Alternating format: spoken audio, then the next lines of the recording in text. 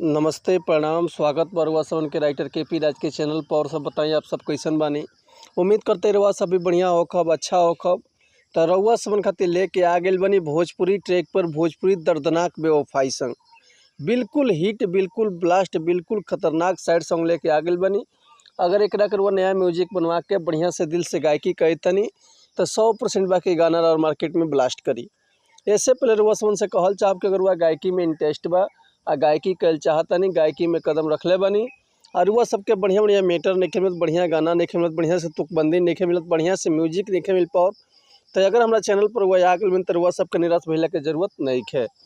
काहे से कि रुआ सबन खातिर हम हर एक प्रकार के सॉन्ग लिखिले, हिंदी होके चाहे भोजपुरी होके, चाहे रुआ कोनो भी ट्रैक पर भोजपुरी गाना लिखवा सकिले। लव सॉन्ग, ऑर्केस्ट्रा सॉन्ग, बेवफाई सॉन्ग, पूर्वी, निर्गुण, भजन, लोकगीत, लयदारी, रंगदारी, जातिवाद सॉन्ग, चाहे बोलबम के गाना, चाहे भक्ति भजन, चाहे वो अपना मन पसंद के कोनो भी गाना लिखवा सकिले, वो बिल्कुल उचित चार्ज पर।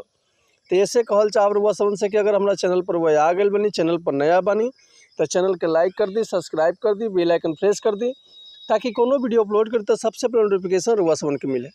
अगर वीडियो रुआ सबन के अच्छा लगा तो एगो प्यारा से कमेंट कर दी। चलिए देर ना करते आज के मीटर देखल जाए कैसे बा, का एकर लय बा, का एकर धुन बा।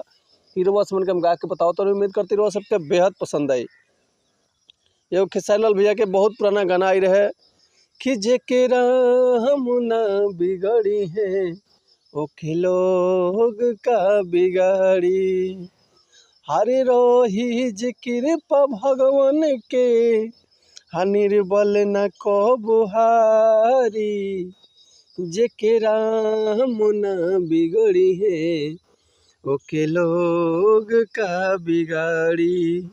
तो यही ट्रैक पर वह सबन खातिर लेके आ गल बनी बिल्कुल दर्दनाक बेवफाई संग। तो चलिए देखिए गाना कैसे बा कि जाने जा तारू तो जा जा करबो न तो हे माना, जाने जा तारू तो जा जा करबो न तो हे माना, तोहरा बिना ई जान हो, हरि तोहरा बिना ई जान हो, जी नहीं दीवाना, जन जा तारू तो जा जा करबो न तो हे माना,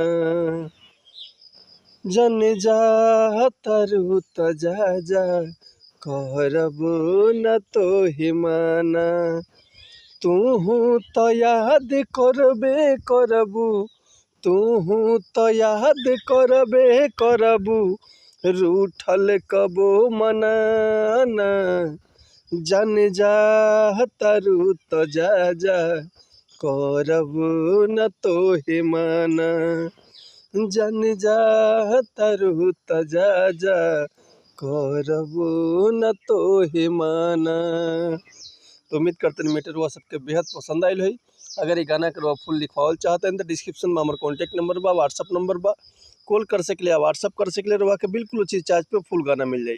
एक और बात रुआ सबसे कहल चाहब कि अगर हमारे गाँव में कोई मिस्टेक भुलगत भी क्षमा चाहता नहीं, ऐसे कि हम गायक ना ही रुआ सबन के खाली बता सकिले, समझा सकिले। तो चलिए मिलते हैं नेक्स्ट वीडियो में कुछ नया गाना, कुछ नया धुन, कुछ नया कंपोजिशन लेके। तब तक के लिए रुआ सब सन्मति चाहते नहीं। नमस्कार, प्रणाम, जय हिंद, जय भारत, जय भोजपुरी समाज, हर हर महादेव, जय शिव शंभु, जय माता दी।